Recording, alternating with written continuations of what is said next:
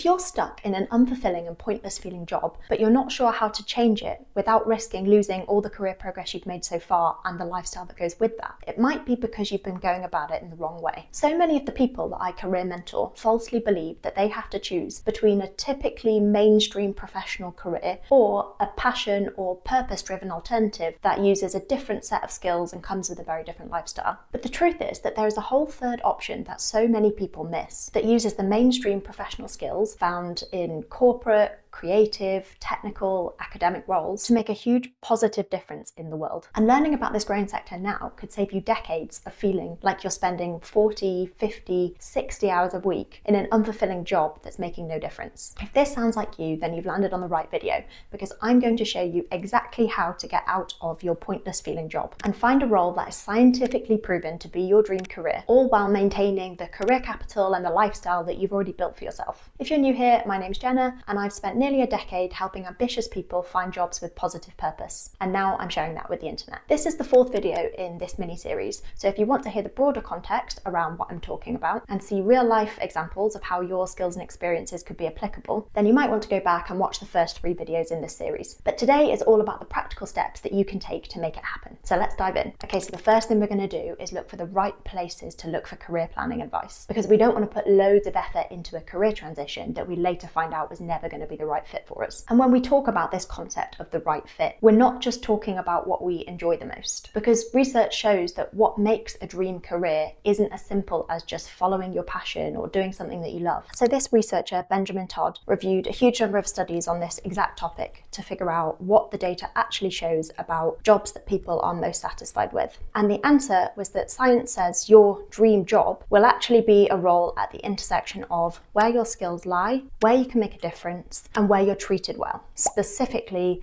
where you're given supportive conditions like engaging work and nice colleagues and good pay, which all sounds pretty logical, right? So the person who wrote that article is the president and co-founder of an organization called 80,000 Hours. And that is the first place that I'm going to recommend that you look for advice before you start making steps towards your career transition. This isn't sponsored or affiliated content. I'm not connected with 80,000 Hours or any of the organizations that I'm talking about today in any way. It's just a genuine recommendation because I think it is a really comprehensive evidence-based resource, which is really helpful for taking you through all the steps to explore how you can go from where you are now, potentially feeling stuck, unfulfilled, not sure what you want to do instead, to where you want to be. So in a job feeling driven and motivated that brings you purpose and fulfillment and allows you to live the life that you want. So if you visit 80,000 Hours, you can download their guide or use their career planning tool. Also looks like they're about to bring out a new book in May. You can look at their research about high impact careers for the professional sector, or follow their 8-step career planning course. And they also have things like career planning template, information on how to job hunt, how to network, how to review your career. So lots of useful stuff and a real hub of info. They also offer one-to-one mentoring advice. Speaking of mentor-based advice and resources, another great organisation for professionals who want to use their skills somewhere that they can make a positive difference is these guys, High Impact Professionals. Does what it says on the tin. They specialise in a free 6-week virtual course designed to help you find an impact-driven career that's aligned with your skills and values and interests. They can connect you with other professionals who've got expertise in the area that you're interested in, or other people who are trying to make the same pivot that you are so that you can be part of that wider community. So with them, you get guided sessions with professionals, resources to figure out stuff in your own time, and access to a whole network of people in this space, as well as ongoing one-to-one support after the 6-week course. And it's all completely free, which is insane value. And again, I'm not connected in any way to any of these organizations I'm talking about today. I just think they're a really great way to go about making this shift in your career. And it's also worth saying that if you want some advice that's more specific to your niche, have a little look around and see what's offered. For example, there's an organization called Blue Dot Impact that are the equivalent organization of all the things we've just been talking about,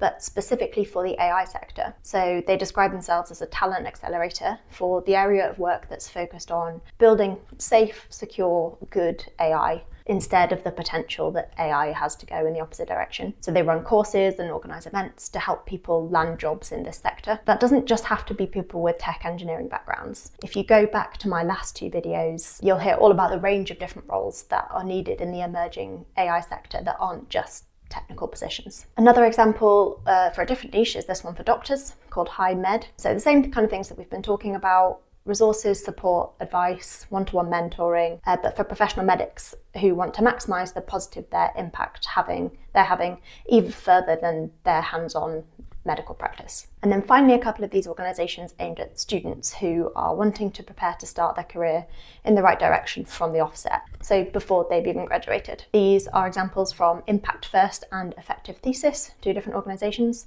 So check those out if you're yet to start your professional life, and kudos to you if you're thinking about this that early on as well. Okay, so let's imagine you're now at the next stage. You've done your research, you've had your one-to-one advice or mentoring, you know roughly where you want to head, but you might not yet feel like you're in a competitive enough position to make the full leap from the job that you're in now to the career that you want to pursue. So the next step we're going to talk about is training, funding, and support to make that pivot. So the opportunities in this one are going to depend a little bit more on the specific niche or sector that you picked in step one, but there are loads of different booster or pivot-based programs right across the board. We're going to break it down into funding, networking, and then training. And I'm just going to show you a handful of examples to demonstrate the kind of things that are on offer. There's a lot more out there. If you go and start looking yourself, you'll see new opportunities are coming up all the time. We'll talk about where to look for those opportunities in the next step in a few minutes.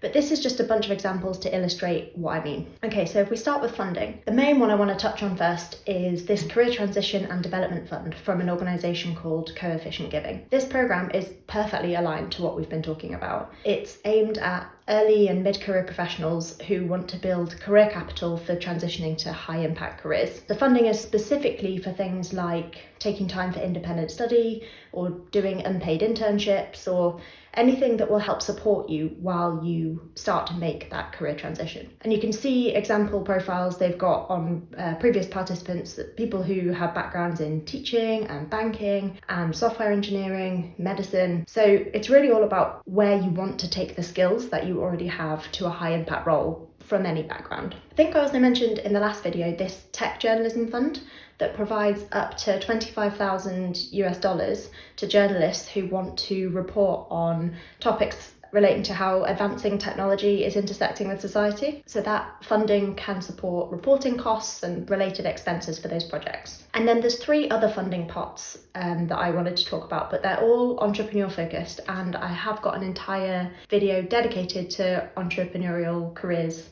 in this space coming out. So I'll save those examples for that. So subscribe if that's something you're interested in. Okay, so moving on to networking. I don't think it's helpful for me to talk you through all of these events and networking opportunities because there are loads all around the world. I think what I'll do is leave the link below to the various lists that have been compiled by other people and other organisations so that you can see the full global spread of events that you can attend and even remote events to dip into to find and connect with people in whatever space you're interested in this area. I've also got a personal example of something that I did last year that kind of sits on the bridge between networking that we've just been talking about and the next thing we'll talk about, which is training. And that example is a fellowship that I did with an organisation called Sentient Futures. So the fellowship was 10 weeks long and it was focused on the intersection between animal advocacy and the rise of AI. So looking at these two global priority areas and how they intersect with each other. I think there was about 60 of us in the whole cohort who did it.